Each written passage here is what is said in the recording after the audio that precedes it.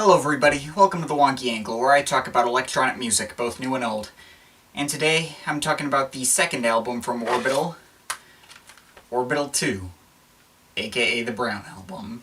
Alrighty then, now, Orbital had one pretty great album under their belts. In a lot of ways, their follow-up looked to be more the same. It didn't have any official title like their first one, and it had kind of similar album cover with that whole atomic design thing. Of course, if this album were actually a clone of the first album, I don't think I'd be hailing these guys as my favorite band of all time. In a lot of ways, the sound of this album isn't that far removed from the Green Album, but it's much better refined.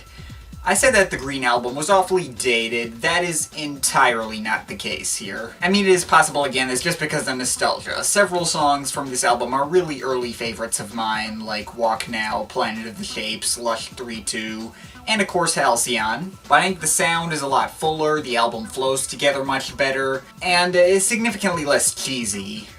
Basically, this is the album that I think best sums up the appeal of Orbital in general. They're a band that can simultaneously get you to dance, but also provide a fantastic listening experience on headphones. This review is probably going to be shorter than my review of the Green Album, as there's no confusing alternate versions and exclusive tracks. Just one track listing that needs no tweaking. I'll just get right into it then. The album starts with Time Becomes, which takes that Star Trek sample from the Mobius from the last album, and does this Steve Reich-style phase shift looping thing with it. When I was little and got this track at the end of that CD of recommendations from my uncle, I thought this track was hilarious. Like, haha, they're just saying the same thing over and over because time became a loop. When time becomes a loop. When time becomes a loop. When time becomes a loop. When time becomes... But then it went into Planet of the Shapes. Another track that I sorta got from my uncle later on. I just went on his computer and grabbed myself a few Orbital tracks that looked cool, and Planet of the Shapes was a great title.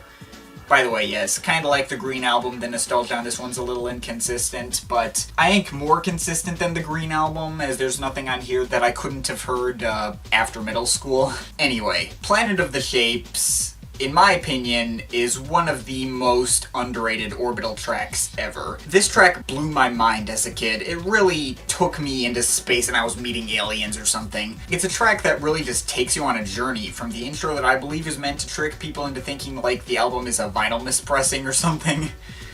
Which doesn't work as well when you're on a CD or on my iPod, but whatever. After this sample of even a stopped clock gives the right time twice a day, which as a little kid made me think, oh my gosh, he's right. Well, anyway, suddenly this big booming bass line comes in, and the track really starts going with, like, alternating a lot of different elements. From this sound effect that sounds like breathing in your spacesuit,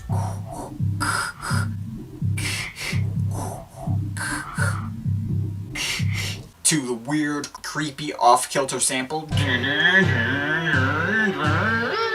the psychedelic flute and sitar, all of which come together, like, all at once at one point later in the song. Seriously, why doesn't this track get more love? Like, it really is one of my favorites from them ever.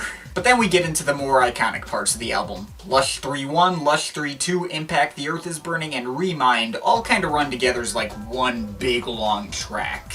As a kid, I thought Lush 3 was secretly some giant 5-part opus because of the remixes on the Diversions EP, which I have right here. But they don't exactly flow together, and it took me a few years to figure out Orbital didn't actually make those remixes themselves. But I digress. Lush 3-1 is probably the catchier half of Lush 3, with repetitive synth progression, the fluty melodies, and that awesome bass line too.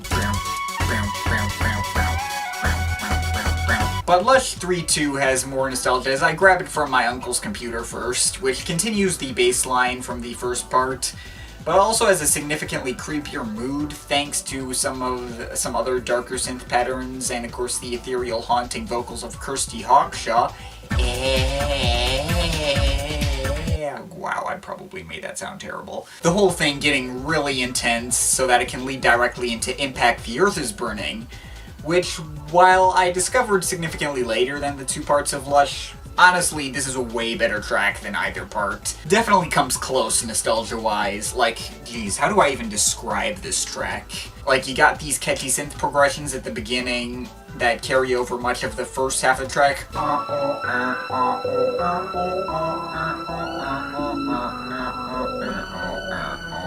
You got the big synths that sound like a chorus of car horns. You got that section of bell-like sounds that, despite the big banging beat, has a weirdly relaxing and pleasant vibe. You got those high-pitched string sections, the sample of some guy's falsetto voice saying, "The earth is burning!" And then the darker second half, which kind of reminds me of the tone shift on Fahrenheit 303 from the Green album, but even better pulled off. Granted, I prefer the first half, but the second half is pretty awesome too.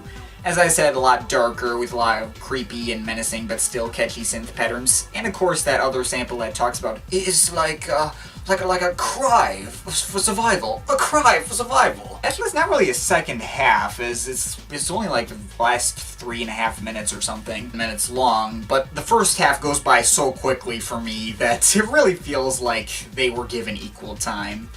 Maybe a big part of that is the Impact USA version, which is not only on Diversions here, but also on this Work 1989-2002 compilation that I got really early on, which has a much more significant focus on that second half, which I think is more than like half of the track on that particular version, also significantly more haunting, with these angelic synth pads in some areas. That kind of creeped me out as a kid. I prefer the original on the Brown album to the USA version, but whatever. Impact USA also seems to be the version most of their live sets go by as well, but I digress. Fucking love this track regardless. And after this track is over, it flows directly into Remind, which is kind of a rework of their remix of the track Mindstream by Meat Beat Manifesto. Personally, I never super cared for Remind all that much. It's still a great song that continues the vibe of Impact, but not quite as epic or interesting. Still, the ascending synth progression that kinda mirrors the one from Lush 3.1 actually, as well as the bass line and other creepy little acid house-ish synth patterns, actually giving the track a feel closer to something you might find on the Green album. Again, not a huge personal favorite, could just be that I discovered it late and didn't have the same amount of nostalgia, but then again, I discovered it at the same time as Impact, so whatever, it's not a track I'd really skip either. But then there's Walk Now. As I said, this was one of those recommendations my uncle gave me. I believe this was the second song from Orbital I ever heard, with this didgeridoo as a bass line and those little beeping sounds. Boop, boop, boop.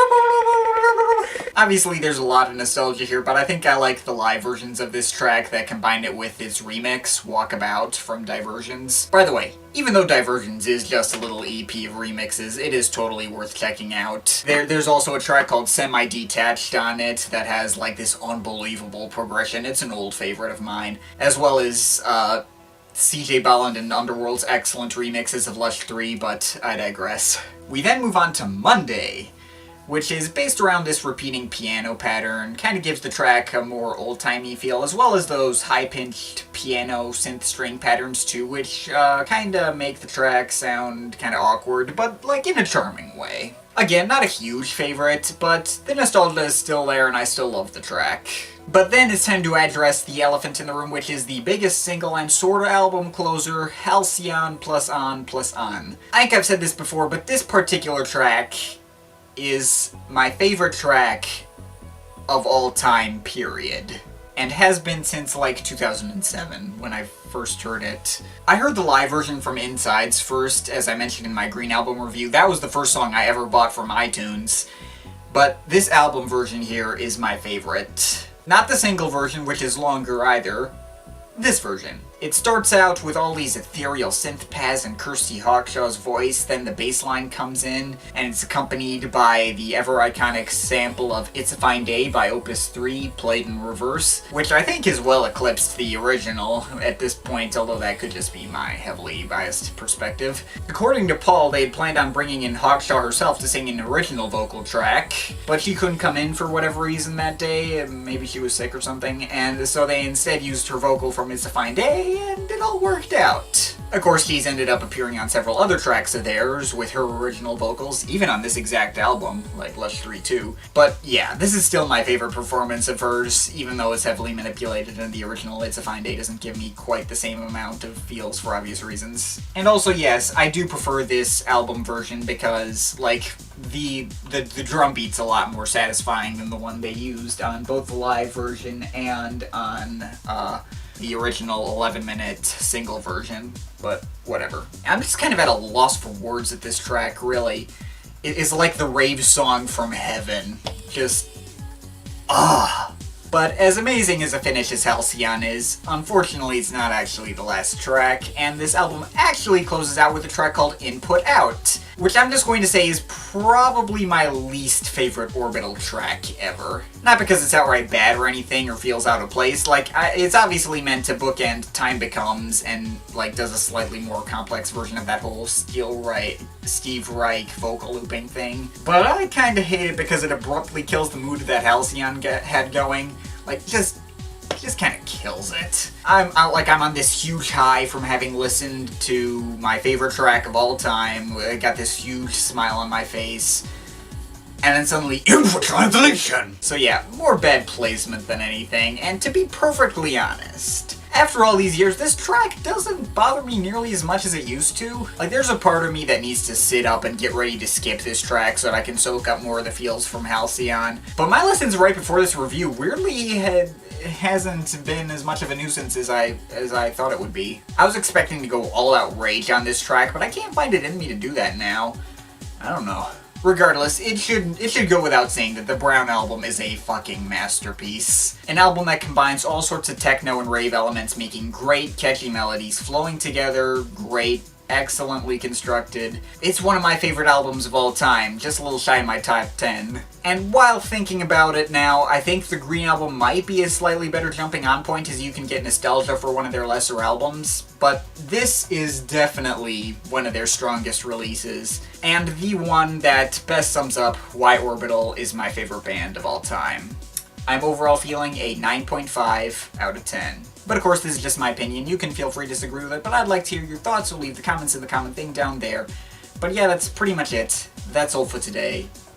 See you next time.